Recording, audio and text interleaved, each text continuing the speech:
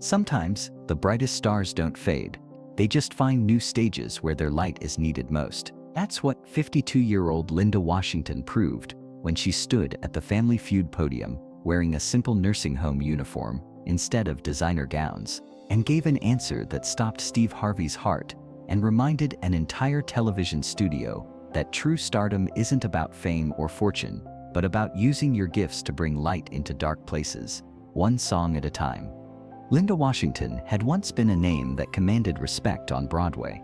From 1995 to 2008, she had been the leading lady in 3 major productions, her powerful voice filling theaters and her face gracing magazine covers. Critics had called her a voice that could move mountains, and audiences had given her standing ovations night after night. But that was before the industry changed, before younger performers became the preference, and before a series of career missteps led to fewer auditions, smaller roles, and eventually, the realization that her Broadway dreams had ended not with a grand finale, but with a gradual fade to black. Now Linda wore scrubs instead of sequins. She worked at Sunset Gardens Nursing Home in Newark, New Jersey, where her official title was Activities Coordinator, but her real job was something far more important. She was the voice that turned ordinary afternoons into magical moments for 83 elderly residents who had their own stories of dreams deferred. Every morning at 10 a.m., Linda would wheel her keyboard into the main activity room and begin what residents called Linda's living room concert. She would sing everything from jazz standards to gospel hymns, from Broadway classics to songs from the 1940s and 50s that sparked memories in minds that sometimes struggled to remember yesterday, but could recall every word of songs from 70 years ago. Mrs. Eleanor Patterson, 91, and struggling with dementia, couldn't remember her daughter's name most days. But when Linda sang familiar songs, Eleanor would join in with perfect pitch and tears streaming down her face, transported back to her wedding day in 1952. Mr. James Robinson, 87, and confined to a wheelchair after a stroke, rarely spoke anymore. But when Linda performed classic tunes, James would tap his good hand against his wheelchair in perfect rhythm, his eyes lighting up with memories of the man he used to be. Linda had discovered that music was a bridge that could reach people when nothing else could. It could pierce through depression, confusion, and despair in ways that medicine and therapy sometimes couldn't. She had learned to read her audience, to choose songs that would unlock specific memories, to create moments of connection that reminded forgotten people that they were still seen, still valued. The Family Feud opportunity had come through her nephew Michael, who worked in television production and had grown up listening to stories about Aunt Linda's Broadway career. Michael had watched his aunt transition from disappointment to purpose, from chasing fame to creating meaning, and he believed her story deserved a larger stage. Linda's family had mixed feelings about her career transformation. Her sister Denise, a successful attorney, sometimes expressed frustration that Linda had given up on her dreams. But Linda's mother, Mrs. Ruby Washington, understood that her daughter had found something more valuable than applause from strangers: the ability to bring light to people living in their darkest moments. The preparation for Family Feud had been emotional for Linda, not because she lacked confidence, but because it forced her to reflect on the journey from Broadway stages to nursing home common rooms. When her family practiced survey questions about what brings happiness, Linda always answered with responses that reflected her work with elderly people: feeling remembered, hearing familiar songs, knowing someone cares. The train ride to New York had been particularly meaningful for Linda.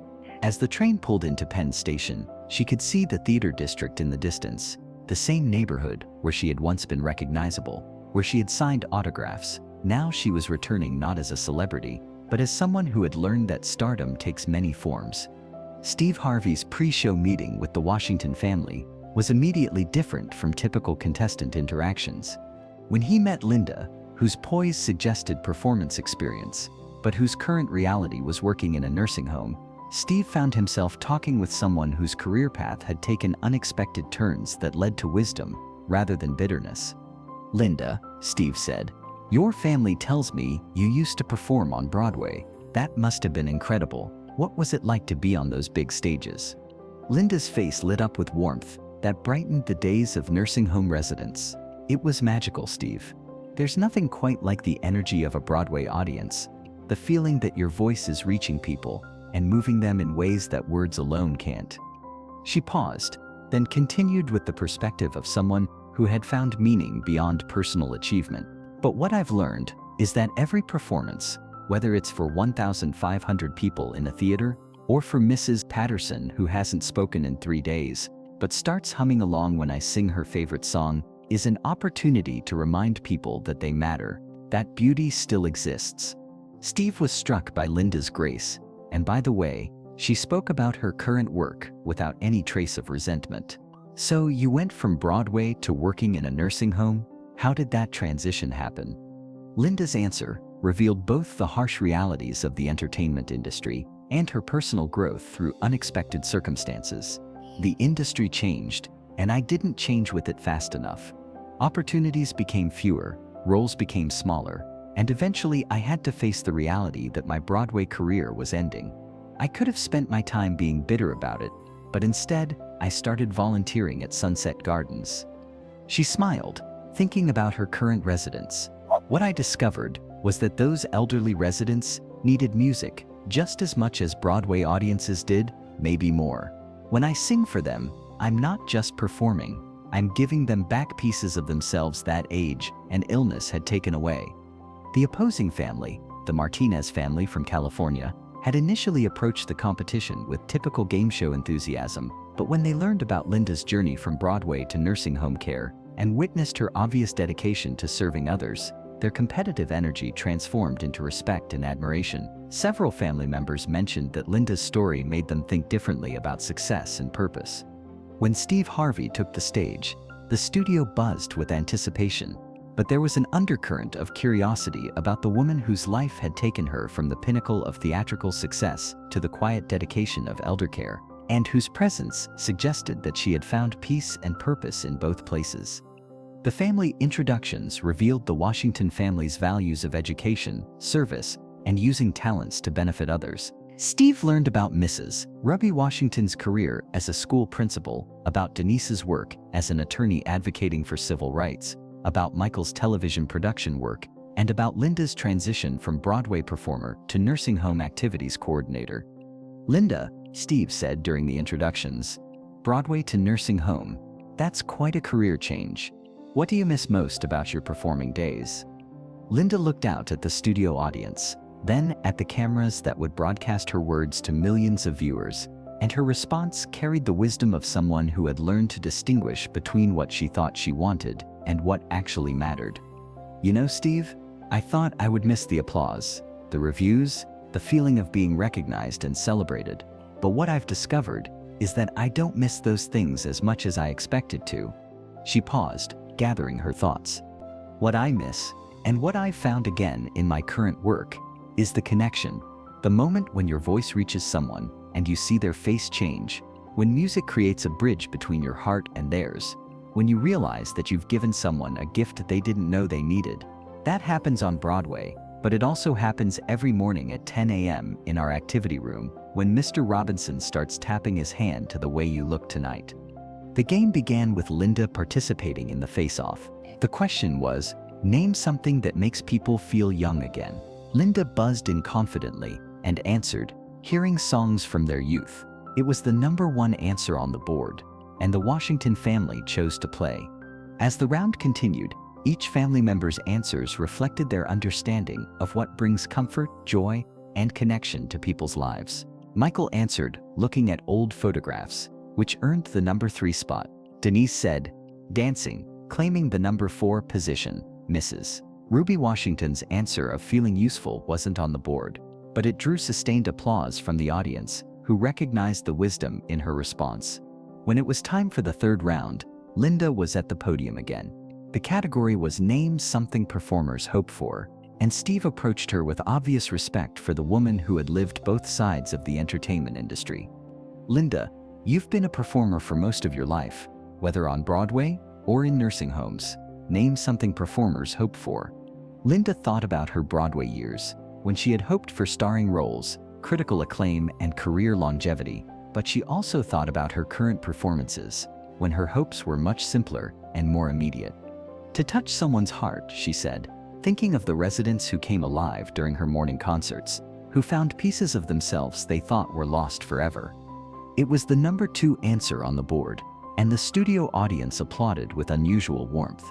This wasn't just a game show response. This was insight from someone who understood the deepest purpose of all artistic expression. But it was during the 4th round that the moment everyone would remember forever finally arrived.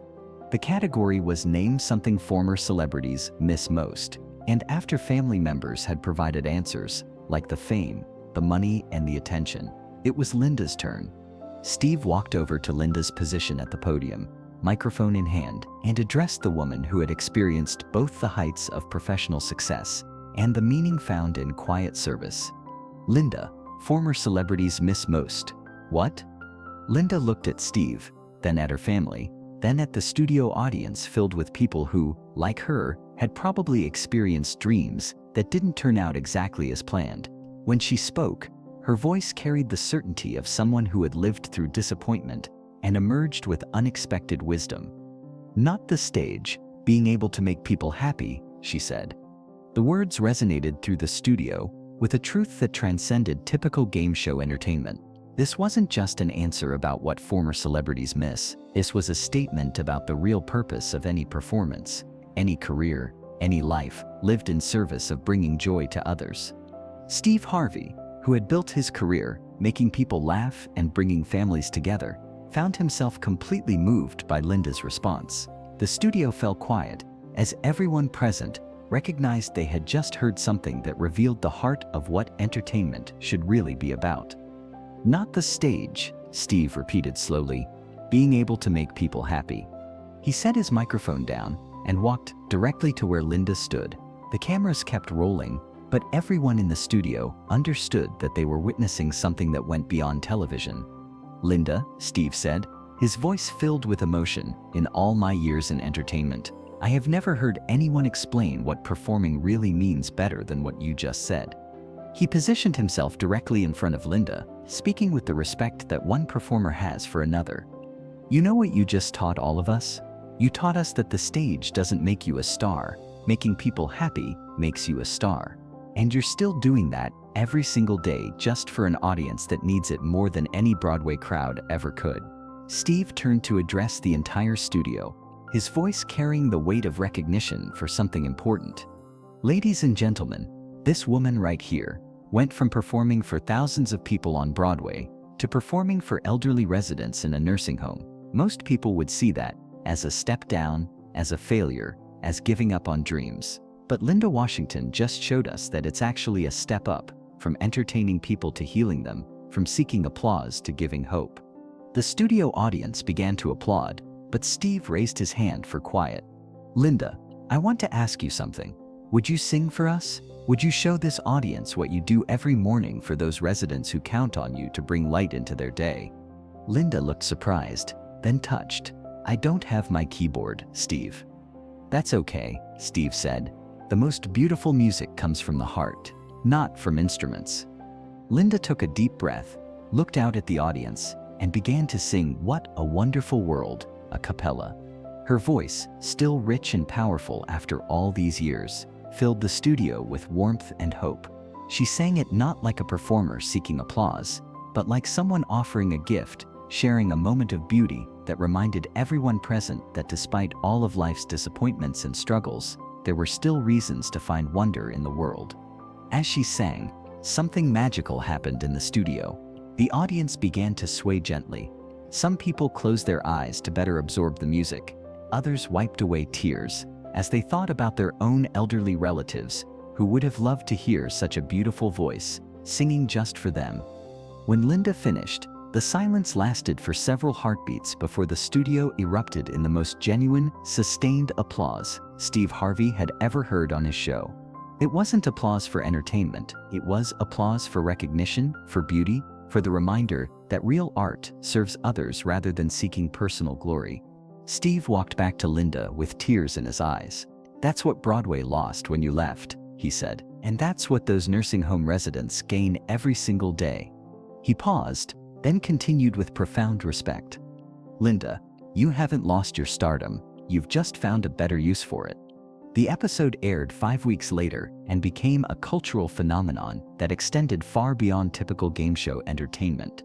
Linda's story sparked national conversations about aging, the treatment of elderly people in care facilities, and the importance of music and arts programs in nursing homes and assisted living communities.